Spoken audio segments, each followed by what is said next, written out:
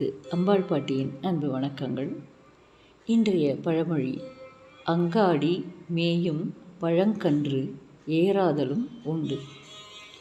ஒருவனிடம் அவன் உள்ளூர்காரர்கள் மிகச்சிறிய அளவுதான் என்று எண்ணும்படியான அளவுக்கு சிறிய முதல் இருந்தாலும் கூட அதனையும் இகழ்ந்து ஒதுக்காமல் பேணி அவன் தன் தொழிலை முயற்சியுடன் வளர்க்க வேண்டும். ஊரிலே உள்ள ஆரவாரம் மிகுந்த கடைத்தெருவிலே இருக்கக்கூடிய சிறிய கன்று என்றாலும் அது பிற்காலத்தில் வளர்ந்து எருதாகி சிறப்படைதல் உண்டல்லவா? அது போலத்தான். ஒரு ஞாயிற்றுக்கிழமை காலை நேரம் தெருக்கோடியில் சிலர் கூட்டமாக நின்று கொண்டு எதையோ பார்த்து கொண்டிருந்தார்கள். ஒரு சிறுவன் மும்முரமாக தரையில் வண்ண வண்ண சுண்ணக்கட்டிகளை கொண்டு அருமையாக விநாயகர் படம் வரைந்து கொண்டிருந்தான். அங்கிருந்த பெரியவர் ஒருவர் அவனிடம், "தம்பி, படம் அருமையாக இருக்குது, ஆனால் ஏன் தரையில் வரைகிற? அது எல்லாம் கலைஞ்சிருமே" என்றார்.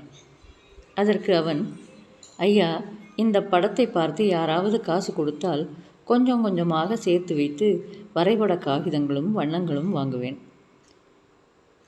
என்றான். "ஓ, அப்படியா? நல்லது. அவ்வாறு காகிதங்களில் வரைந்த பின் என்ன செய்வாய்?" என்றார் அந்த பெரியவர். அதற்கு அவன், "ஒரு ஓவிய கண்காட்சி வைத்து பணம் சம்பாதித்துக் கொள்வேன் ஐயா" என்றான். கூட்டத்தில் உள்ள பலரும் சற்றென்று ஏளனமாக சிரித்தார்கள். அதில் ஒருவனோ, "இப்படி ஒவ்வொரு படமாய் வரைஞ்சு என்னைக்கு தான் கண்காட்சி நடத்துவப்பா?" என்று கேட்டான். அதற்கு அந்த சிறுவனும் அசராமல், "அண்ணா, இது நான் வரையும் 843வது படம். இதுவரை இதன் மூலம் 10,000 ரூபாய் சேமித்து அதை ஒரு பெரியவரிடம் கொடுத்து வைத்திருக்கிறேன். 1000 படங்கள் வரைந்து முடித்ததும் கிடைக்கும் மொத்த பணத்தையும் அந்த பெரியவர் எனக்கு உதவி செய்கிறேன் என்று சொல்லியிருக்கிறார். அவர் கொடுத்த பணத்தையும் சேர்த்து கொண்டு கண்காட்சி நடத்து. அதன் மூலமாக என் படங்களை விற்று சம்பாதிப்பேன் அண்ணா" என்று சொன்னான். அவனுடைய அந்த பதில் அனைவரையும் வியப்பில் ஆழ்த்தியது, மனதை தொட்டது. சிறிது நாட்கள் கழித்து அவ்வூரிலேயே ஒரு ஓவிய கண்காட்சி அவன் நடத்தி சொன்னது போலவே அவனது படங்களை விற்றான். வாங்கியவர்களும் அவனுடைய திறமையையும் விடாமுயற்சியையும் உணர்ந்து ஓவியங்களை அதிக விலை கொடுத்து வாங்கினார்கள்.